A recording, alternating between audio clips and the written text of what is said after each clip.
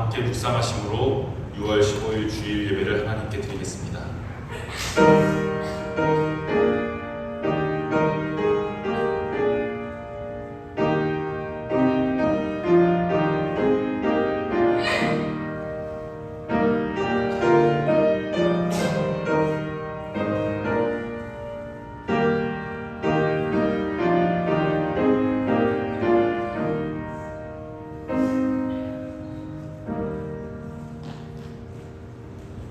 사랑의 하나님, 오늘도 우리를 주님의 날로 부르시고 예배의 자리로 인도하심에 감사합니다.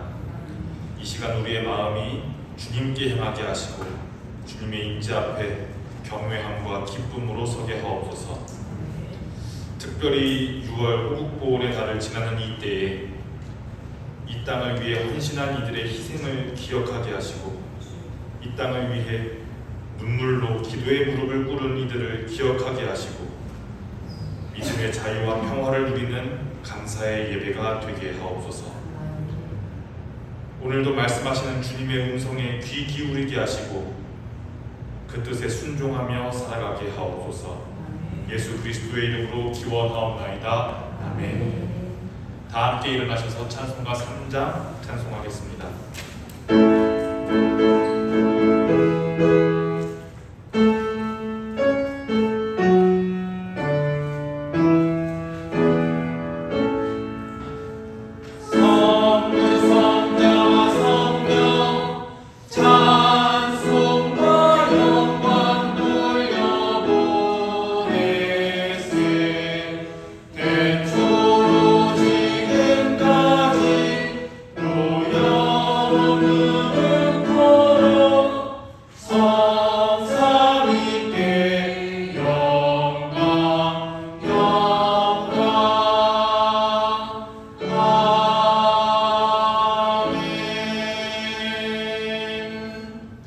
찬송가 뒤편에 있는 성시를 교독합니다. 성시교독 99번 나라사랑 1입니다.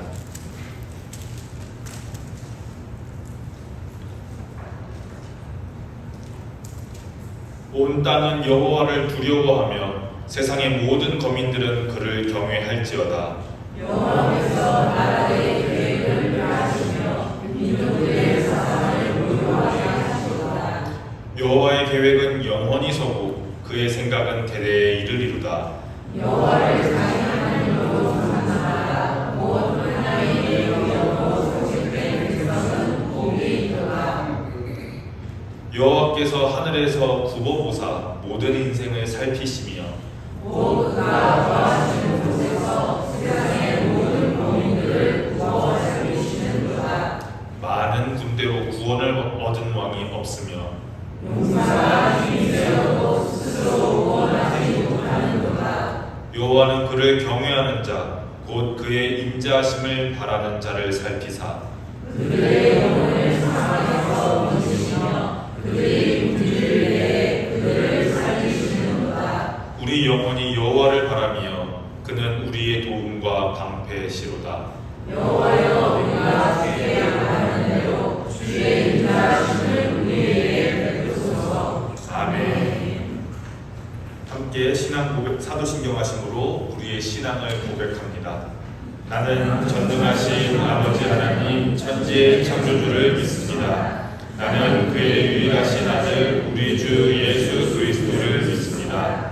그는 성령으로 잉태되어 동정녀 마리아에게서 나시고 본디오 빌라도에게 고난을 받아 십자가에 못 박혀 죽으시고 장사된 지 사흘 만에 죽은 자 가운데서 다시 살아나셨으며 하늘에 오르시어 전능하신 아버지 하나님 우편에 앉아 계시다가 거기로부터 살아있는 자와 죽은 자를 심판하러 오십니다. 나는 성령을 믿으며 거룩한 공교회와 성도의 교제와 죄를 용서받는 것과 몸의 부활과 영생을 믿습니다. 아멘. 자리에 앉으시기 바랍니다. 찬송가 347장 찬송하시고 이어서 손예진 집사님 예배를 위해 기도해 주시겠습니다.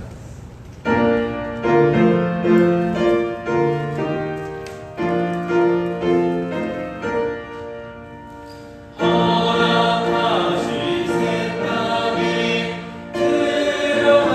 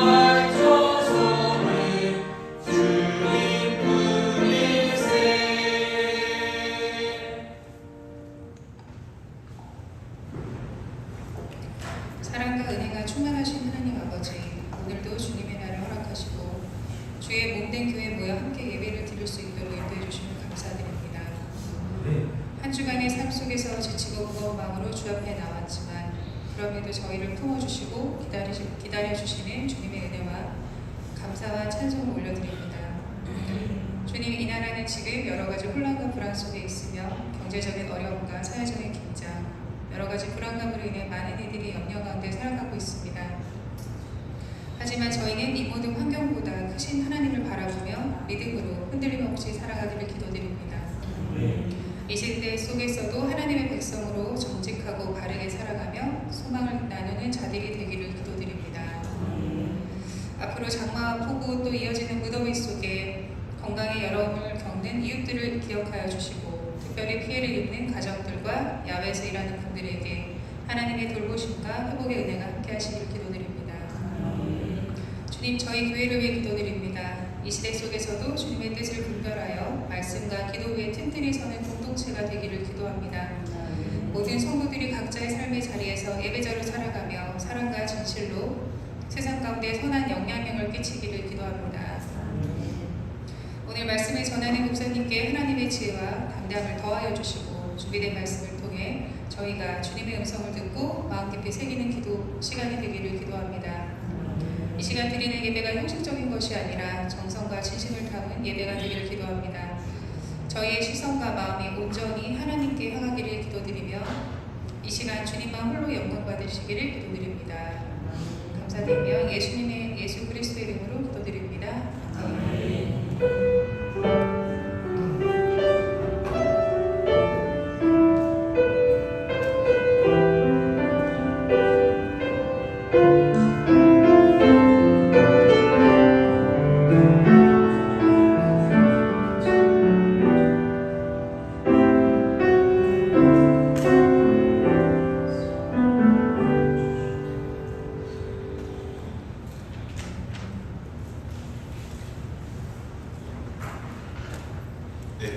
교회 소식을 전해드립니다.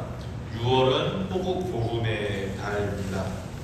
이 나라의 자유와 평화를 위해서 젊음을 바치고 눈물로 기도하며 헌신하신 분들의 그 희생을 기억하는 달입니다. 그분들의 희생 위에 오늘의 대한민국이 세워졌고 우리의 신앙도 그 평화와 자유 가운데 있음을 기억해야 합니다. 이 한 달 동안은 나라를 위해 기도하시고 신앙의 자유를 허락하신 하나님께 감사하는 마음을 지니시기를 바랍니다. 이상으로 교회 소식을 마치고 다른 것들은 주보를 참조해 주시면 좋겠습니다. 오늘 하나님께서 우리에게 주시는 말씀은 여호수아, 구약 성경에 있는 여호수아서 11장 23절 그리고 23장 4절부터 6절까지 말씀입니다. 여호수아 11장 23절 그리고 23장 4절부터 6절 각각 약 337쪽, 355쪽이 되겠습니다.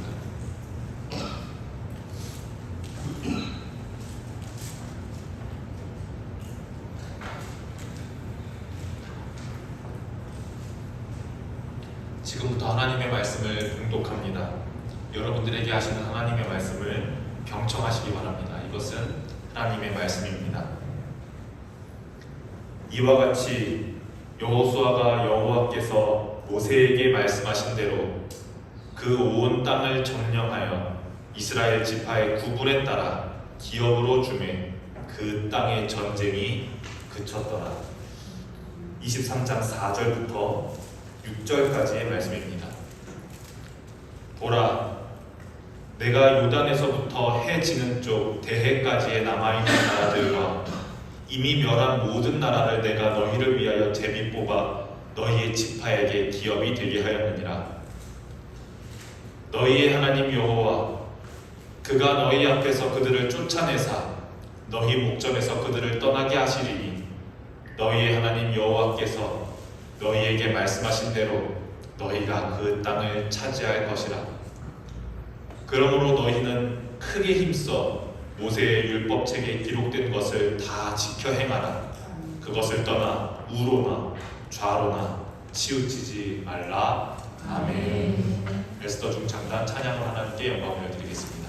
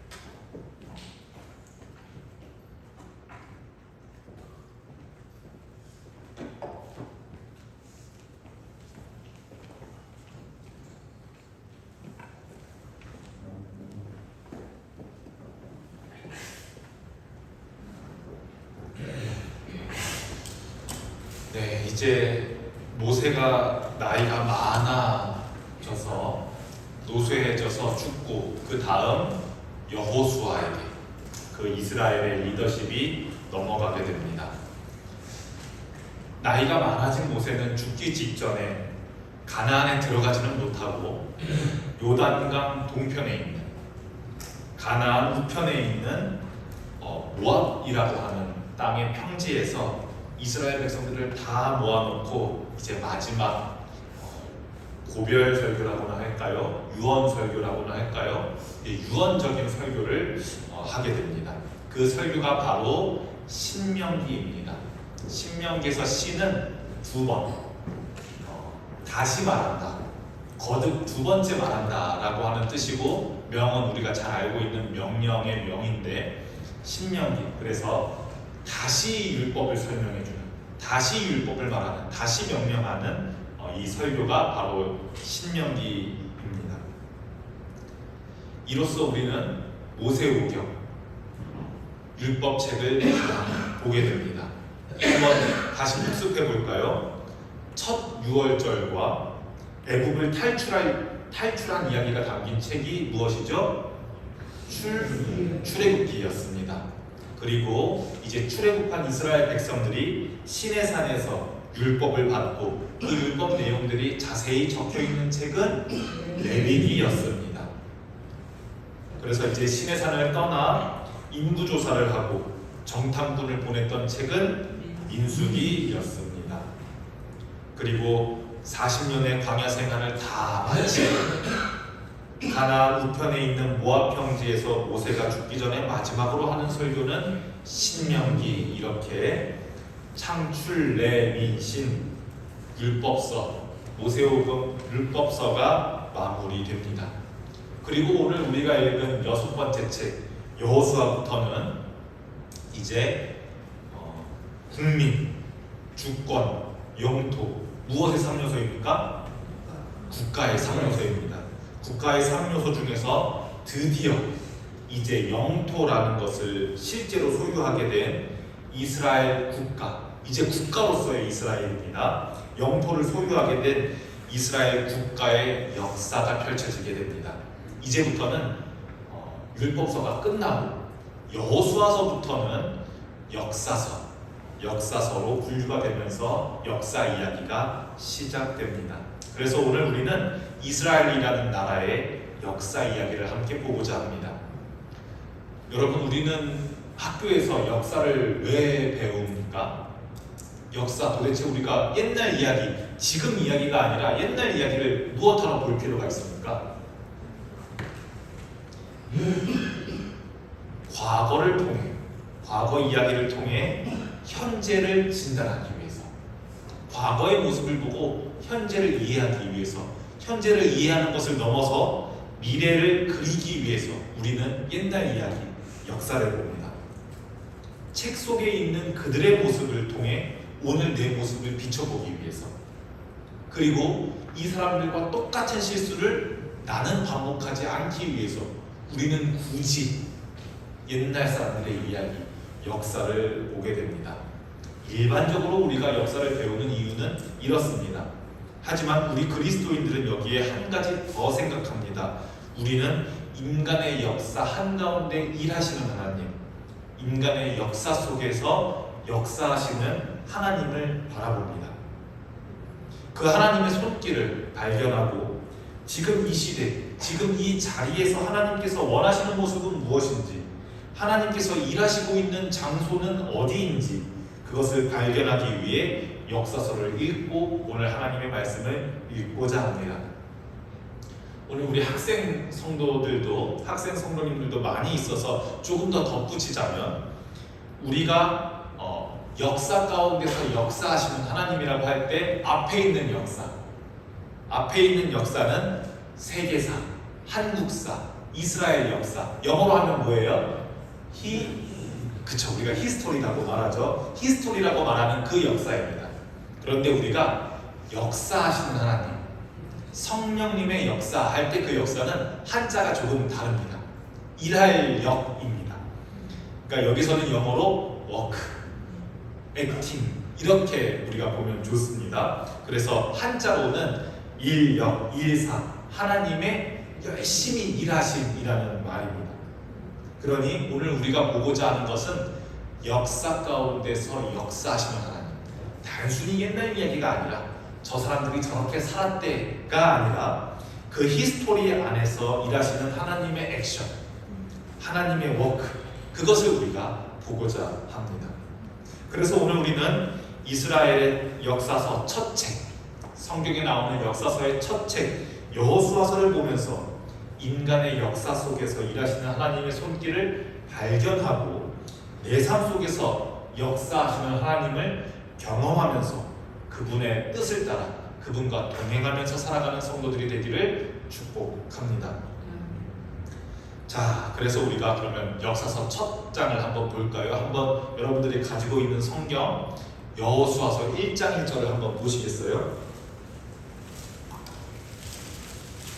이제 율법서가 끝나고 역사서의 첫 장을 펼쳐보면 이제 지금까지 우리가 읽었던 성경의 거의 모든 부분을 차지했던 모세가 죽고 지금까지 하나님께서는 모세와만 직접 대면하시고 모세를 통해서만 이스라엘 백성들에게 말씀하시던 이제 하나님께서 누구를 직접 부르십니까?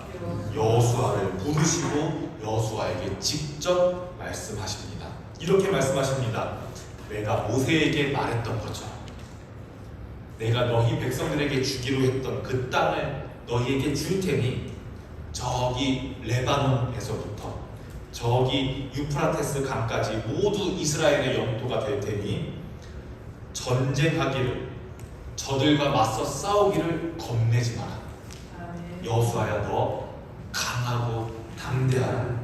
강하고 담대하라 라는 말씀을 여호수아서에 유난히 하나님께서 많이 말씀하십니다.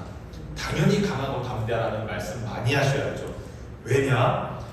광야 40년 시절 동안 크고 작은 전투들, 여러 작은 전투들이 있었지만 이제는 전투 수준이 아닙니다. 이제는 여리고성부터 시작해서 요단강 서쪽에 있는 가나안의 7 부족들과 전투가 아니라 전쟁을 해야 하기 때문입니다. 그래서 여호수아서를 읽어보시면 1장, 2장, 3장, 4장, 12장까지는 계속해서 전쟁과 전투의 이야기만 나옵니다. 우리가 잘 아는 7번 바퀴를 돈 여리고성 전투, 아이성 전투, 기브온 전투, 남쪽 연합군과의 전투, 북쪽 연합군과의 전투, 이렇게 계속해서 전쟁 이야기, 전투 이야기만 1장부터 12장까지는 담겨 있습니다.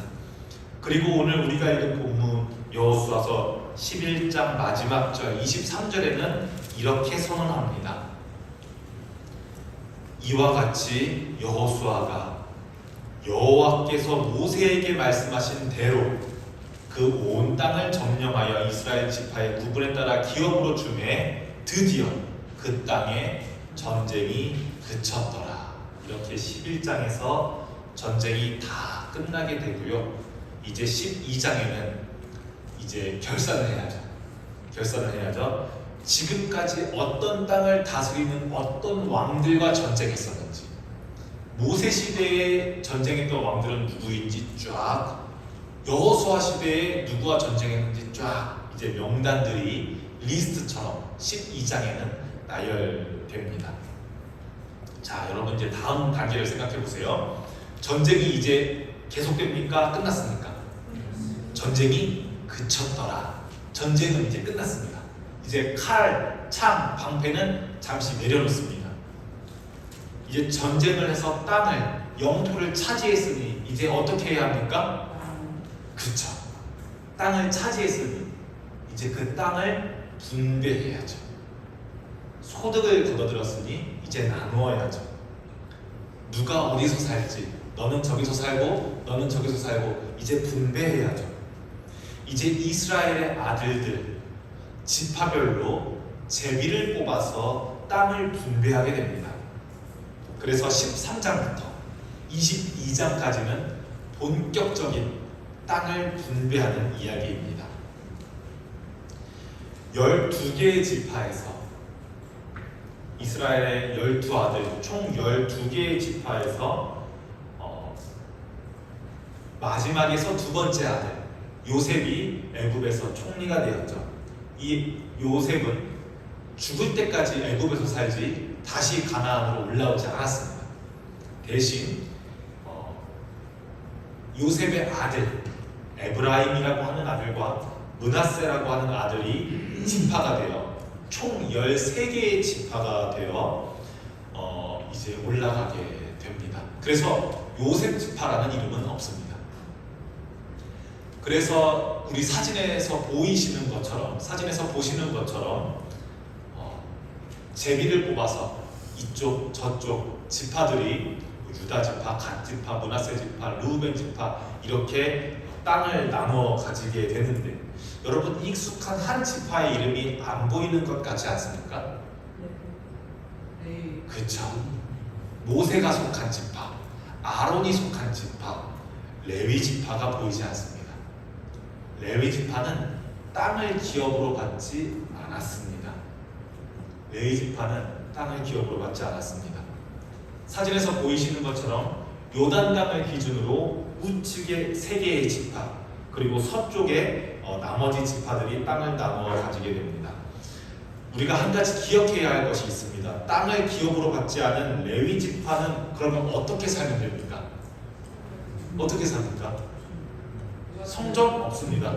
성전은 다윗 이후에 솔로몬이 지은 거지 성전 없습니다. 레위 지파들은 조금씩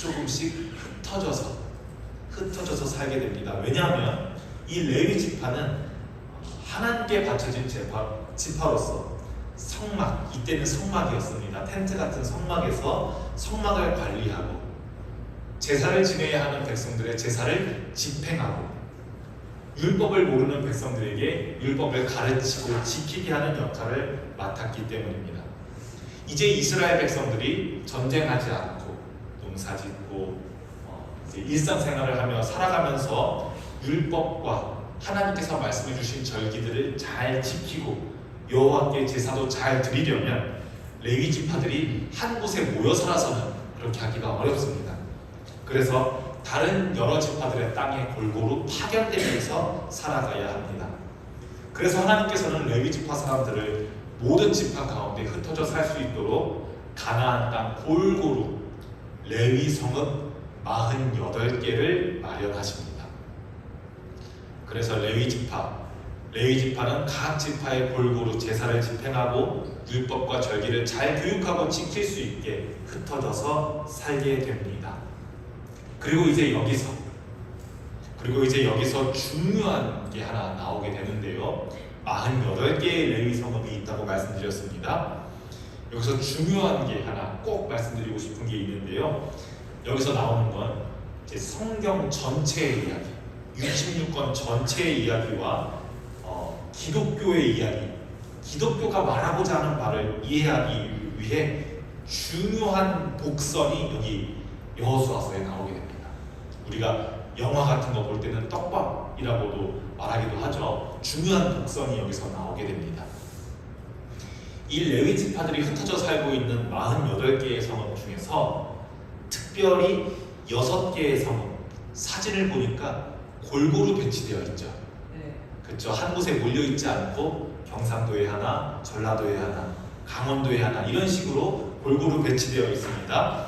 바산 골란, 길르앗 라못, 베셀, 게데스, 세겜, 헤브론 이 6개의 성읍은 도피성이라는 이름으로 불립니다. 48개의 성읍 중에서 이 6개의 성읍은 도피성이라는 이름으로 부르게 되는데 이 도피성이라는 제도가 성경 전체를 이해하는데 아주 중요한 복선 중에 하나입니다.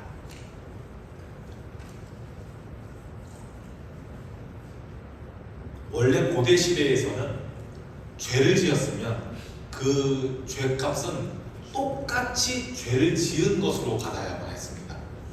제가 누군가의 팔을 다치게 하면 저는 지금은 벌금을 내거나 감옥에 가거나 하지만 이때는 똑같이 나의 팔을 다치게 해야만 했습니다. 누군가의 눈을 다치게 하면 저도 똑같이 그 눈을 다쳐야만 했습니다. 누군가의 생명을 앗아가면 어떻게 해야 합니까? 저도 그 생명으로 죄값을 치러야 합니다. 함무라비 법전에 있는 눈에는 눈, 이에는 이 원칙이 이스라엘의 율법에도 동일하게 적용되어 있습니다. 그런데 제가 의도하지 않고 실수로, 사고로 소의 쟁기를 놓쳤다든지, 높은 건물에서 작업을 하다가 벽돌을 떨어뜨렸다든지, 실수로 우발적인 과실로 누군가를 죽이게 할 수가 있잖아요. 그런데 실수로 누군가를 다치게 해도 제가 다치면 그것은 회복이 되지만, 제가 실수로 누군가를 죽였는데 그 죽인 죄로 인해 제가 죽게 되면 그거는 이제 억울한 일이 생기기 때문에 실수로 살인을 저지른 사람은 일단 도피성으로 들어가게 되면 그 사람은 죽일 수가 없습니다. 실수로 누군가를 죽이게 되면 즉시 그 자리에서 그 사람을 죽일 수가 있어야 되는데, 일단 그 사람이 도피성으로 들어가게 되면 6개의 도피성 중 하나에 가게 되면 그 사람은 죽일 수가 없습니다. 그래서 내가 실수로 너무나도 큰 누군가를 죽이는 죄를 저질렀다면 곧바로 어디로 가야 합니까? 도피성으로 뛰어가야 합니다. 그래서 도피성은 전국에 골고루 펼쳐져 있었고, 도피성으로 가는 길은 항상 잘 정비되어 있어야만 했습니다. 그래서 우발적으로 살인을 저지른 사람이 도피성으로 가게 되면, 도피성에는 어느 지파 사람이 살고 있습니까? 그렇죠. 레위 지파 장로나 레위 지파 제사장이, 그 사람이 실제로 우발적으로 살인을 저질렀는지, 과실로 살인을 저질렀는지, 아니면 진짜 살인자인데, 진짜 극악무도한 살인자인데 거짓으로 온 것인지, 그것을 아직은 모르지만 일단은 와서 임시로 보호해 주어야만 합니다. 이걸 잘 기억하십시오. 이 사람이 진짜 죄인인지 아니면 실수로 죄를 저지른 사람인지 그건 일단 알 수 없으니 일단은 먼저 임시로 그를 보호해 주어야만 합니다. 그 사람이 진짜 살인자였어도 말입니다. 그리고 나중에 시간이 지나서 공정한 재판을 열어서, 이때 재판은 제사장이 하게 됩니다. 공정한 재판을 열어서 살인의 고의 여부를 판단하게 되고, 만약에 실수라는 것이 인정되면, 이 사람이 정말로 살인을 저지르고자 한 게 아니라 사고로 과실이구나 라는 것이 인정되면, 이 살인자는 도피성 안에서 다소 제한적이기는 하지만 그 안에서 거주하고 생활할 수 있게 됩니다. 도피성이라는 제도는 이런 제도입니다. 여러분, 얼마 전에 이 가톨릭의 교황께서 소천하셔서 다시 교황을 선출하는 제도를 여러분 보게 되셨을 겁니다. 가톨릭에서는 한 시대에 교황이 몇 명 있습니까? 딱 한 명밖에, 절대 2명은 있을 수가 없는 게 교황이지요. 이처럼 이스라엘 민족 가운데서도 많은 레위 지파의 제사장이 있지만 시대의 대제사장은 딱 한 명만 있을 수 있습니다.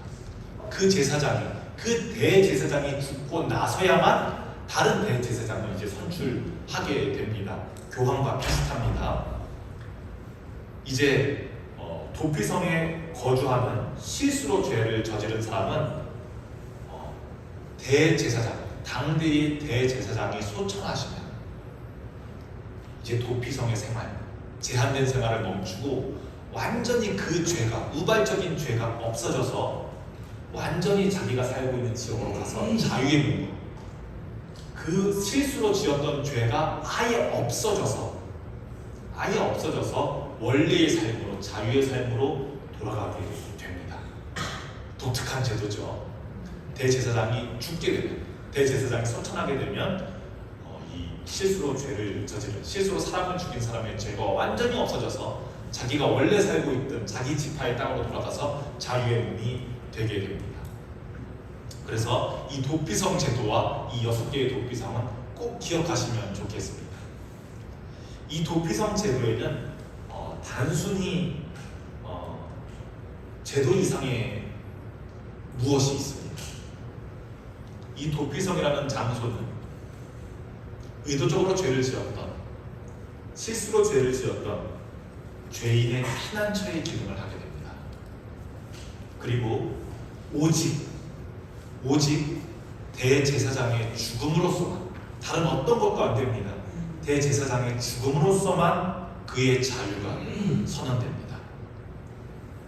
이 모든 것은 나중에 신약에서 등장하게 된 예수 그리스도라는 피난처, 그리고 어떤 죄를 지었던지 간에 일단 와서 살 수는 있게, 거처할 수는 있게, 부족하지만 거주할 수라도 있게 하는 하나님의 용서, 그리고 진정한 참 대제사장으로 오신 주님, 그의 죽음을 통해 완전한 자유를 얻는 이 구원의 구조를 예표하는 영적인 복선과도 같습니다. 그래서 이 도피성 제도는 성경 전체를 이해하는데, 기독교 전체를 이해하는데 아주 중요한 연결고리와도 같습니다. 이렇게 제비를 뽑아서 각 지파별로 땅을 분배하고 48개의 레위 성읍도 제정하고 6개의 도피성도 20장에서 설정하고, 이제 13장부터 22장까지 이런 내용들이 쭉 나열되어서 이제 설명하게 됩니다. 역사를 설명하게 됩니다.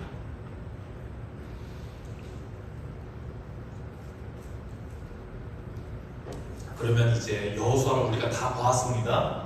전쟁도 다 마무리하고, 땅 분배도 다 마무리하고, 아직 정복하지 못한 몇몇 부족들이 있기는 하지만 땅 분배도 다 마무리하고, 이제 젊고 패기 넘치던 여호수아도 나이가 많이 들어서 선조들의 품으로 돌아갈 때가 되었습니다.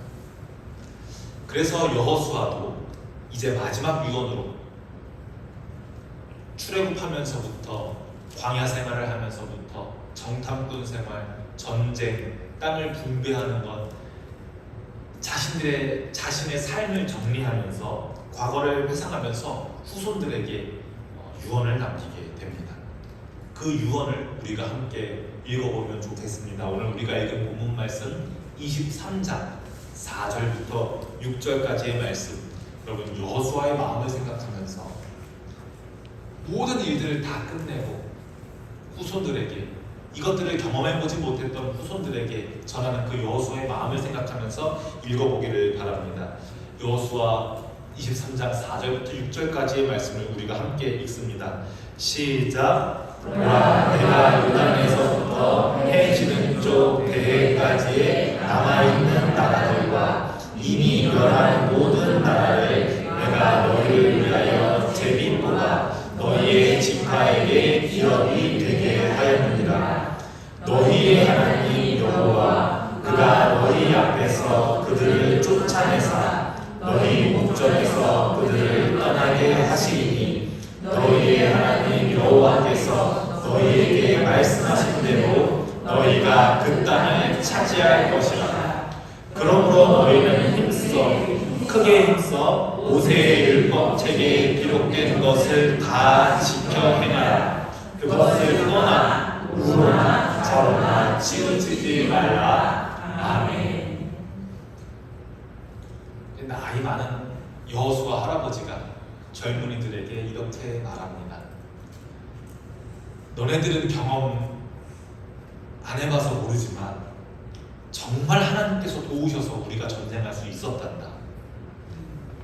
우리의 역사 가운데 하나님께서 역사하시지 않았더라면 우리 이 땅 정복하지 못했다. 땅을 나눠 갖지도 못했다. 우리의 역사 가운데 하나님께서 역사하셨기 때문에 우리 지파들이 땅을 기업으로 받게 되었다.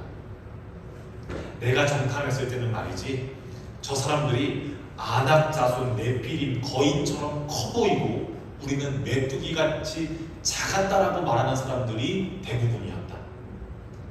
날카로운 무기를 가지고 있던 저들, 그리고 칼 한 번 쥐어보지 못했던 우리가 저들을 무찌를 수 있었던 건 오직 전적으로 여호와께서 우리와 함께 하셨기 때문이다. 너희들 앞으로도 여호와 하나님께서 시내 산에서 모세를 통해 우리에게 주셨던 그 율법들 잘 지키고 행해야 한다. 아직 정복하지 못한 블레셋이라든지 암몬이라든지 이런 여러 족속들이 있는데 그 정복하지 못한 곳에도 비굴하게 그들을 받아들이거나 그들의 신을 절대로 섬기지 말거나 여호와께서 우리가 정복할 수 있게 해주셨던 것처럼 너희도 승리하게 해주실 줄로 믿어라. 그러니 너희들 율법을 떠나서 우로도 치우치지 말고 좌로도 치우치지 말고 오직 하나님께만 가거라. 이렇게 마지막 유언을 하게 됩니다. 여기서 좌로나 우로나 좌로나 치우치지 말라고 하나님께로 곧게 나아가라고 하는 말은 단순히 우리가 도덕 시간에 배우는 극단으로 가지 말고 균형을 잡아라, 극도로 가지 말고 중도로 가라라고 하는 단순한 말을 넘어서는 말입니다. 이 말은 하나님의 말씀, 여기서는 율법이지요. 하나님께서 주신 율법, 그 율법 아래서 너 자신을 항상 보거라. 율법 안에서, 율법 앞에서 너 자신을 항상 비추어 보거라 하는 말입니다. 왜? 비추어 보아야만 내가 왼쪽으로 가 있는지, 내가 오른쪽으로 가 있는지 볼 수 있기 때문입니다. 지금 예배를 드리고 있는 우리도 똑같습니다. 조금도 다르지 않고 똑같습니다. 일주일에 한 번씩 우리는 영적인 쉼을 얻는 이 시간에 예배를 드립니다. 그리고 하나님의 말씀 앞에서 나를 비추어 봅니다. 나 한 주 동안 어떻게 지냈지? 나 한 주 동안 어떤 생각 가지고 살아가고 있었지? 나 입술로 어떤 말을 하면서 살아갔지? 내가 너무 이것만 보면서 살아갔나? 내가 너무 왼쪽만 보면서 살아갔나? 오른쪽만 보면서 살아갔나? 보고 말씀 앞에서 나의 방향을 다시 조정하고 온 매무새를 다시 가다듬고 우리는 이제 세상으로 다시 파송됩니다. 우리 한국교회에 있는 독특한 문화가 있습니다. 다른 나라에는 없는 우리 한국교회에 있는 독특한 문화가 있는데, 주일에는 무슨 일이 있어도 꼭 내가 출석하는 교회에서 예배를 드리는 주일 성수를 목숨처럼 지키는 문화가 우리 한국교회의 아주 독특한 문화입니다. 이 문화 너무나도 귀하고 너무나도 소중한 우리 한국교회의 문화입니다. 그러나 우리가 오해하지 말아야 할 것은, 마치 하나님께서 52주 출석 도장을 다 찍은 학생은 큰 상을 주시고 몇 번 빠진 학생에게는 상을 적게 주시기 때문에 이 주일 성수가 소중한 것, 그런 건 아닙니다. 이런 얘기를 듣고는 하는데요. 주일에 가족여행을 가다가 갑자기 타이어가 펑크 났다든지 사고가 나서 하나님께서 주일에 예배 안 드리고 놀러 가서 주시는 사인이라고 말하고 하는데, 그거는 우스갯소리로 넘어가야 됩니다. 하나님은 그렇게 째째한 하나님은 아닙니다. 그것보다 주일 성수가 중요한 이유는, 주일 성수는 52주 도장을 다 채우면 큰 상을 주시기 위해서 중요한 것이 아니라, 주일 성수가 우리에게 참으로 귀하고 소중한 이유는, 주일에 내가 하나님 앞으로 온다는 것은, 주일에 나의 몸을 하나님의 말씀 앞에 위치시킨다는 것은 내가 이리로 치우치지 않았는지 저리로 치우치지 않았는지 점검하는 겁니다. 말씀 앞에 나 자신을 세워보는 겁니다. 그래서 혹시 예배를 드리시다가 하나님의 뜻으로부터 벗어나 있는 나를 발견하게 된다면, 저 왼쪽으로 치우쳐져 있는 나를 발견하게 된다면, 저 오른쪽으로 치우쳐져 있는 나를 발견하게 된다면, 설교를 듣고서라든지 꼭 설교 시간이 아니고 예배를 드리시면서 마음이 거리뛰거나 양심이 찔리거나 마음이 불편할 때도 있을 수가 있습니다. 그런데 그렇게 양심이 찔리거나 마음이 불편하면 좋은 겁니다. 왠지 알아요? 말씀의 거울 앞에서 내가 치우쳐져 있다는 것을 내가 발견했다는 것이기 때문입니다. 내 옷에 더러운 걸 묻었다는 게, 내 옷에 더러운 것이 묻었다는 게 발견되었다는 증거이기 때문입니다. 아마 신앙생활의 방황을 겪어보신 분들, 예배를 지키는 것에 꽤 오랫동안 실패해본 경험을 겪어보신 분들은 아마 공감하실 겁니다. 말씀 앞에 나를 세우는 일을 2번, 3번, 4번 꽤 길게 놓치다 보면, 거울 앞에 서는 시간을 오랫동안 놓치다 보면 내가 우로 치우친지 모른 채, 내가 좌로 치우쳐진지 모른 채 계속 걸어가기가 쉽습니다. 거기가 계속 앞인지 알고 걸어가고 있기는 한데, 너무 오래 지나서야 난 이렇게 오랫동안 하나님 말씀을 떠나 있었구나, 나 이렇게 오랫동안 하나님 뜻을 떠난 채로 살고 있었구나를 뒤늦게 발견하게 된 경험이 아마 있으실 겁니다. 오늘 예배 시간이 치우쳐져 있는 여러분들이 나의 치우침을 발견하고 다시 방향을 조정하는 시간이 되기를 주님의 이름으로 축복합니다. 이제 말씀을 정리하고 마무리하려고 합니다. 오늘 우리는 여호수아서를 통해서 하나님의 백성들이 어떻게 약속의 땅을 받았고 그 땅 안에서 어떻게 분배하여 살아가고 있는지를 들었습니다. 땅을 차지하는 것보다 더 중요했던 건 그 땅에서 어떻게 살아갈 것인가 하는 거였습니다. 여호수아서는 신앙의 후배들에게 이렇게 말합니다. 우로나 좌로나, 말씀을 떠나서 우로나 좌로나 치우치지 말라. 우리도 마찬가지입니다. 주일마다 예배 자리에 나와서 말씀 앞에 서서 우리가 해야 하는 중요한 것은 내가 어디쯤 와 있는지, 혹시 어느 한쪽으로 기울어져 있는지는 않는지, 너무 성적만 생각하고 있지는 않는지, 너무 매출만 생각하고 있지는 않는지, 너무 특정한 무언가만 생각하고 있지는 않는지 돌이켜보고, 맞다, 나 하나님의 백성이지, 맞다, 나 예수님 따라 살아가야 하는 사람이지 라고 다시 방향을 조정하는 것입니다. 예배는 그런 시간입니다. 삶의 방향을 다시 하나님의 말씀 앞에 조정하는 시간입니다. 그래서 여러분들, 이 말씀 앞에서 혹시 내가 놓치고 있던 중심이 있다면 하나님 앞에서 다시 바로 서십시오. 좌로나 우로나 치우치지 말고 하나님께 곧게 말씀 앞에 다시 서는 한 주 되시기를 주님의 이름으로 축복합니다. 기도합니다. 하나님 아버지, 오늘 우리가 여호수아서의 말씀을 통해 어느 방향으로 걷고 있는지를 다시 바라보게 하시니 감사합니다. 하나님, 우리의 걸음이 때로는 익숙함에 이끌리고, 때로는 바쁨에 이끌리고, 때로는 피로에 휘둘릴 때가 많이 있음을 고백합니다. 그러나 오늘 말씀 앞에 선 우리, 다시금 주님의 방향으로 나침반을 돌리기를 원합니다.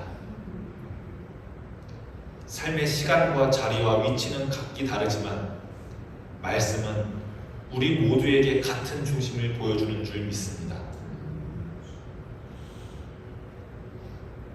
도피성에 들어간 죄인처럼 우리를 품으시는 주님, 우리가 그 은혜의 품 안에서 다시 힘을 얻고 새로운 한 주를 살아가게 하옵소서. 우리의 마음속에 부지 중에 좌로나 우로나 치우친 마음이 있었다면 돌아서게 하시고, 세상 속에서 무뎌졌던 감각이 있다면 말씀으로 깨어나게 하시며, 돌아보며 회복하는 이 예배의 시간이 우리 안에 살아있는 결단이 되게 하옵소서. 예수 그리스도의 이름으로 기도합니다. 아멘. 다 함께 찬송가 50장 3절 부르심으로 봉헌 찬양하겠습니다.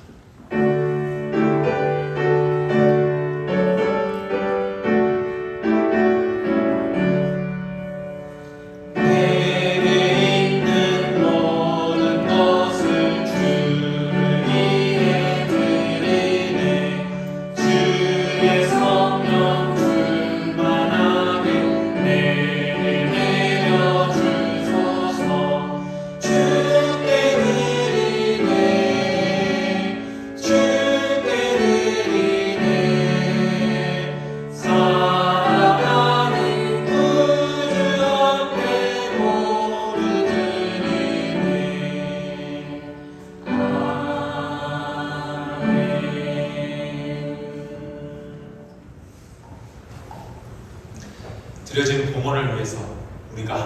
기억하고 기도하는 시간 가지면 좋겠습니다.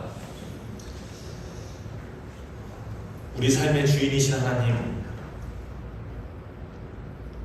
이 시간 본향의 성도들이 마음과 정성을 담아서 예물을 주님께 올려드립니다. 이 예물은 단순한 돈이라는 물질이 아닌 하나님께서 우리의 삶을 지키시고 인도하셨음을 기억하며 드리는 응답입니다. 주님과 동행하며 함께 걸어온 날들 속에서 우리가 누렸던 은혜와 자비를 다시 떠올리며 이 손길을 올려드립니다. 주님, 이 봉헌을 드리는 이들의 마음을 기억하시고 그들의 삶의 자리자리마다 주님의 평안과 채움이 넘치게 하옵소서. 가정에는 믿음의 기쁨이 있게 하시고 학교와 일터에서는 지혜와 형통함이 있게 하시고 이들이 맺는 관계 속에서는 화평과 회복이 임하게 하옵소서. 오늘도 주님의 뜻을 따라 살아가고자 예배의 자리에 선 모든 성도들에게 필요한 것을 넉넉히 채워주시고 맡겨진 삶의 길에서 흔들리지 않도록 인도하여 주시옵소서. 우로나 좌로나 치우치지 않고 주님의 말씀을 따라 걸어가는 믿음의 걸음이 되게 하시고 이 예물이 사용되는 자리자리마다 주님의 뜻이 이루어지게 하여 주시옵소서. 예수 그리스도의 이름으로 봉헌 기도를 올려드립니다. 아멘. 다 함께 일어나서 화송의 찬양하겠습니다.